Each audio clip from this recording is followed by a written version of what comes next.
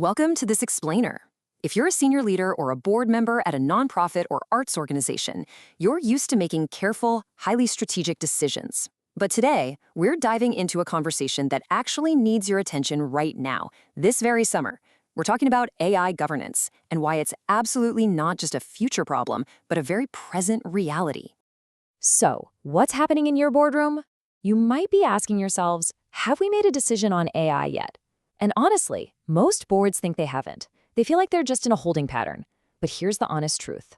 Choosing not to look is actually a decision you're making by default. It's a decision being made right now, in the quiet spaces between your meetings, by your staff. Okay, let's dive into this, because the question really isn't, should we adopt AI anymore? An overwhelming 92% of nonprofits are already using AI in some capacity. The adoption, it already happened. These tools simply arrived in your offices, sitting right there on everyone's desks long before anyone had a chance to write the rules. And here's the kicker. 81% of that usage is completely individual and ad hoc. That means it is entirely unmanaged. Your staff are quietly using AI in the shadows right now.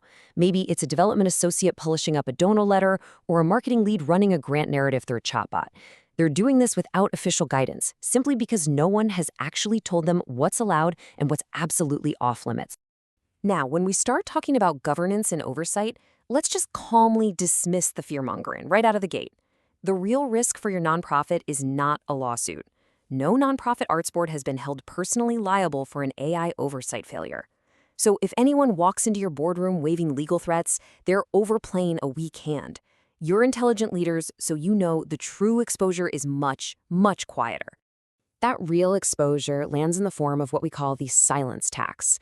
This is the compounding reputational price of a truth that arrives just a bit too late to manage. It's the cost of leadership simply not knowing how AI is being used in their own building. You're leaving staff to carry the discomfort of using these tools alone and completely unguided. And ultimately, that leads to loss of trust. Let's make that really concrete. Imagine a funder, a major donor, or a journalist looking at your materials and asking, was this stewardship letter machine written? And your board having absolutely no answer. That is the risk. The exposure was never really the technology itself. It was the silence around it and the sudden realization that no one was watching the store. And this brilliantly illustrates how the bar actually shifted this year. Having a generic policy sitting on a shelf, that used to be the finish line. But the 2026 standard requires demonstrating real, ongoing oversight. Governing AI isn't just some IT matter you can delegate downward anymore. It's now firmly recognized as a core part of a board's fiduciary duty of care.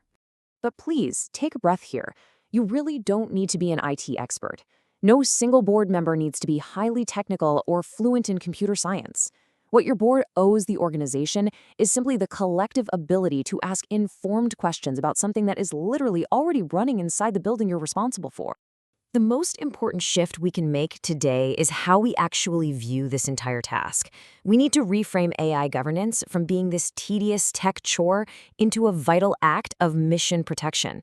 It's not about just permitting AI everywhere to save a few dollars. It's about deciding on purpose exactly where human judgment must remain absolute. What will AI never be allowed to touch? Just look at how serious institutions are already drawing this line in public. Arts Council England put an organization-wide policy in place stating openly that AI would not influence decisions on its £600 million in annual grants. Think about that. That is a board loudly protecting human and artistic judgment, ensuring their core values simply aren't automated away. So the crucial point is, you're an excellent company when you take this seriously. When the DeVos Institute opened an Arts and Culture AI program, highly respected institutions applied for the limited seats. We're talking about places like the Alvin Ailey Dance Foundation, the American Repertory Theater, the Denver Center, and Interlochen. They're choosing to tackle this deliberately, entirely on their own terms. Which brings us to the timeline. Why does this need to happen this summer? Well, because summer is the absolute critical window. Many fiscal years begin July 1st, so budget and planning conversations are live right now. The whole sector is setting its global baseline. For instance, UNESCO's museum survey closes July 21st. And practically speaking, you have board bandwidth right now before the fall season completely swallows everyone's calendar. The really great news here is that the work is so much smaller than it feels.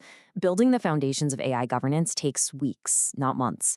Step 1 is literally just to schedule the conversation.